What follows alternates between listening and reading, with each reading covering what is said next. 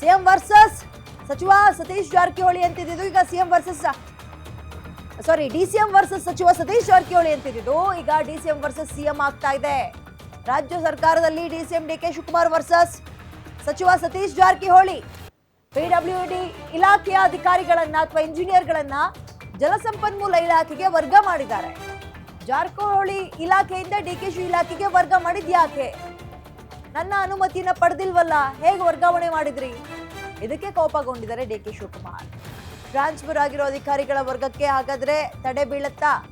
DK Shivakumar ಪತ್ರದ ಹಿನ್ನೆಲೆಯಲ್ಲಿ ವರ್ಗಾವಣೆಗೆ ಬ್ರೇಕ್ ಹಾಕುತ್ತಾ ಸರ್ಕಾರ? ರಾಜ್ಯ ಸರ್ಕಾರದ ಮಧ್ಯ ಅಂದ್ರೆ ರಾಜ್ಯದ ಸಚಿವರ ಮಧ್ಯ ಎಲ್ಲವೂ ಸರಿ ಇಲ್ವಾ ಅನ್ನುವ ಪ್ರಶ್ನೆ ಮತ್ತೊಮ್ಮೆ ಮುನ್ನೆಲೆಗೆ ಬರ್ತಾ ಇದೆ.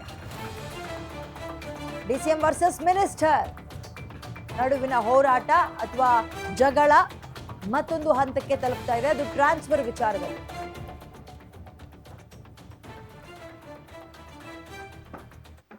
ಜಿಲ್ಲಾ ಪಂಚಾಯತಿ ಬೇರೆ ಕಡೆ ಹೋಗೋದು ಸುಮಾರು ಜನ ಹೊರಟೋಗಿದ್ದಾರೆ. ನಮ್ಮಲ್ಲಿ ಇಂಜಿನಿಯರ್ಸ್ಗಳಿಲ್ಲ. ಈಗೆಲ್ಲ ಇಂಥ ಕೆಲಸಕ್ಕೆಲ್ಲ ಎಮರ್ಜೆನ್ಸಿ ನಮ್ಗೆ ಇಂಜಿನಿಯರ್ಗಳು ಬೇಕು. ಅದಕ್ಕೆ ಯಾರನ್ನೂ ರಿಲೀವ್ ಮಾಡ್ಬಿಡಿ, ಯಾರನ್ನೂ ಪೋಸ್ಟ್ ಮಾಡ್ಬಿಡಿ ಅಂತ ನಾನು ಹೇಳ್ತೀನಿ. ಸರ್ಕಾರ ಏನಾಗ್ತದೆ ಅಂದ್ರೆ ಮೇಲ್ಗಡೆ ಲೆವೆಲ್ ಅಲ್ಲಿ ಪರ್ಮಿಷನ್ಸ್ ಇದೆ, ನಾನು ಇಲ್ಲ ಅಂತ ಹೇಳೋದಿಲ್ಲ. ಅದಕ್ಕೆ ನಾನು ಹೇಳ್ತಾ ಇದ್ದೀನಿ, ಸುಮಾರು ಇಂಜಿನಿಯರ್ ಇಲಾಖೆಗಳು ನಮ್ಮ MLAಗಳಿಗೆ ನನಗೆ ಪ್ರೆಷರ್ ಆಗ್ತಿತ್ತು. ಇವನೊಬ್ಬನ್ ಬಿಟ್ಬಿಡಿ, ಬಿಟ್ಬಿಡಿ, PW ಬಿಟ್ಬಿಡಿ, ಜಿಲ್ಲಾ ಪಂಚಾಯತಿ ಬಿಟ್ಬಿಡಿ, ಟೌನ್ ಪ್ಲಾನಿಂಗ್ ಕಳಿಸಿ ಅಂತ ಬರೀ ಆಯ್ಕಟ್ಟು ಜಾಗಗಳಿಗೆ ಹೋಗ್ತಾ ಇದ್ದಾರೆ. ನೀರಾವರಿಗೆ ಇಂಜಿನಿಯರ್ಗಳು ಕೆಲಸ ಮಾಡೋಕ್ಕೆ ಬರ್ತಾ ಇಲ್ಲ. ಆ ದೃಷ್ಟಿಯಿಂದ ನಾನು ಯಾರು ರಿಲೀವ್ ಮಾಡಬೇಡಿ, ನಾನು